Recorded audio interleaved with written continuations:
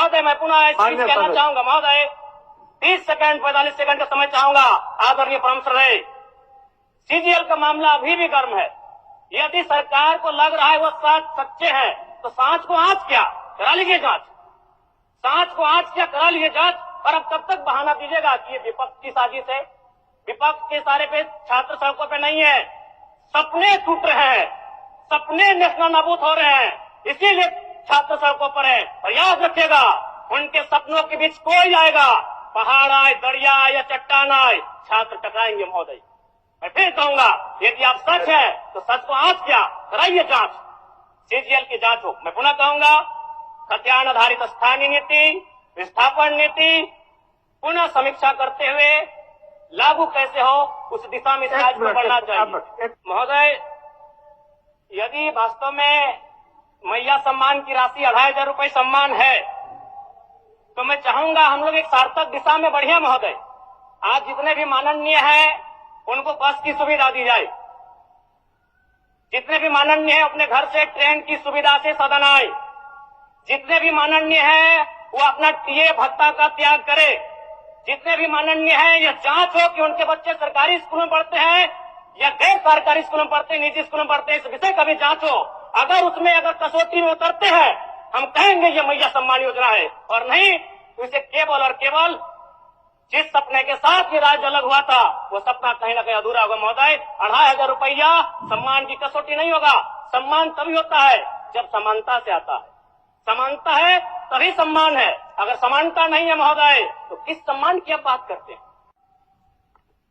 अध्यक्ष महोदय,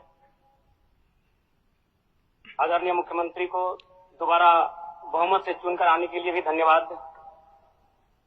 माननीय वित्त मंत्री के द्वारा अनुपूरक बजट, द्वितीय अनुपूरक बजट जो 4,833 करोड़ 39 लाख लाया गया है, जबकि यही सरकार ठीक कुछ दिन पूर्व प्रथम अनुपूरक बजट, माफ कीजिएगा, प्रथम अनुपूरक बजट 4,833 करोड़ 39 लाख का लाया गया था।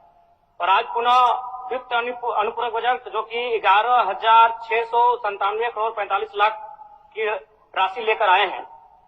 तो महोदय, जब पूर्व में हमारे पास जो निर्धारित राशि होती है और उन राशि को अगर हम खर्च नहीं कर पाते हैं तो फिर ऐसे बजट का एक दिशा का होना और राज्य की दिशा का अलग होना, कहीं ना कहीं इस चरितार्थ को हम लोग उदाहरण के रूप में प्रस्तुत करते हैं।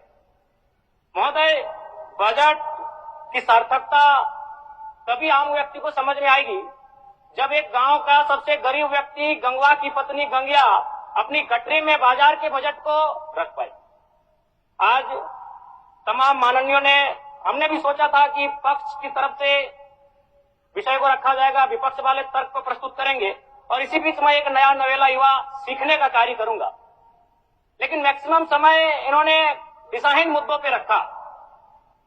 तो मैं, चूंकि मैया सम्मान योजना मूल बिंदु रही, केंद्र बिंदु रही, किसी ने उसे सम्मान कहा, नारियों का सम्मान कहा, महिलाओं का सम्मान कहा, हम लोग भी महिलाओं के सम्मान के पक्षधर हैं।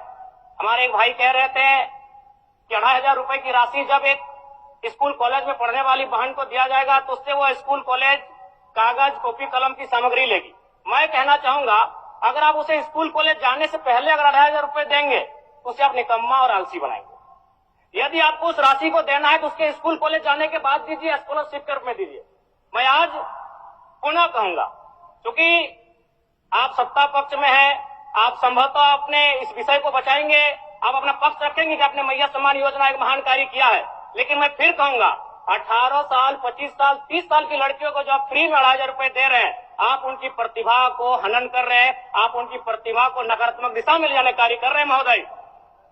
मैं इसे आप स्कॉलरशिप का रूप दीजिए। आपको 2,500 रुपए देना है, स्कूल से पहले देंगे ना। मैं कह रहा हूं, मैं भी, मेरी भी सैकड़ों बहनें हैं गांव में, अगर आप स्कूल जाने से पहले 2,500 रुपए उनके हाथ में देंगे, उस पैसे को वह गलत कार्यों में, गलत नहीं कहेंगे, कुछ ऐसे कार्यों में खर्च करेंगी जो लुभावनी हो। स्कूल जाने के बाद, अटेंडेंस के बाद अगर आप देंगे स्कॉलरशिप के रूप में तो वो बहन स्कूल तक जाएगी। दूसरा सवाल और एक महत्वपूर्ण विषय महोदय। एक मिनट माननीय सदस्यगण, सभा की सहमति हो तो सदन की कार्रवाई समाप्त होने तक समय बढ़ाई जाए। बोलिए, अब समाप्त करिए, बोलिए। महोदय, यदि वास्तव में मैया सम्मान की राशि 2,500 रुपये सम्मान है, तो मैं चाहूंगा हम लोग एक सार्थक दिशा में बढ़िया महोदय। आज जितने भी माननीय हैं उनको बस की सुविधा दी जाए, जितने भी माननीय हैं अपने घर से ट्रेन की सुविधा से सदन आए, जितने भी माननीय हैं वो अपना टीए भत्ता का त्याग करे, जितने भी माननीय हैं यह जांच हो कि उनके बच्चे सरकारी स्कूलों में पढ़ते हैं या गैर सरकारी स्कूलों में पढ़ते हैं, निजी स्कूलों में पढ़ते हैं, इस विषय का भी जांच हो। अगर उसमें अगर कसौटी में उतरते हैं, हम कहेंगे ये मैया सम्मान योजना है, और नहीं तो इसे केवल और केवल जिस सपने के साथ ये राज्य अलग हुआ था वो सपना कहीं ना कहीं अधूरा होगा महोदय। 2,500 रुपया सम्मान की कसौटी नहीं होगा। सम्मान तभी होता है जब समानता से आता है, समानता है तभी सम्मान है। अगर समानता नहीं है महोदय तो किस सम्मान की आप बात करते हैं महोदय? मैं पुनः एक चीज कहना चाहूंगा महोदय, 30 सेकंड 45 सेकंड का समय चाहूंगा। आदरणीय परम श्रद्धेय, सीजीएल का मामला अभी भी गर्म है। यदि सरकार को लग रहा है वो सच्चे हैं तो सांच को आंच क्या करा लीजिए जांच, सांच को आंच क्या करा लीजिए जांच। और अब कब तक बहाना दीजिएगा कि ये विपक्ष की साजिश है? विपक्ष के सारे पे छात्र सड़कों पे नहीं है, सपने टूट रहे हैं, सपने नेशनल नाबूद हो रहे हैं, इसीलिए छात्र सड़कों पर है। और याद रखिएगा, उनके सपनों के बीच कोई आएगा, पहाड़ आए, दरिया आए या चट्टान आए, छात्र टकराएंगे महोदय। मैं फिर कहूंगा, यदि आप सच है तो सच को आंच क्या कराइए जांच, सीजीएल की जांच हो। मैं पुनः कहूंगा, खतियान आधारित स्थानीय नीति, विस्थापन नीति पुनः समीक्षा करते हुए लागू कैसे हो उस दिशा में राज्य को बढ़ना चाहिए। और महत्वपूर्ण विषय महोदय, मैं ये कहना चाहूंगा, हो गया माननीय जयराम कुमार जी, हो गया। धन्यवाद महोदय। सरकार के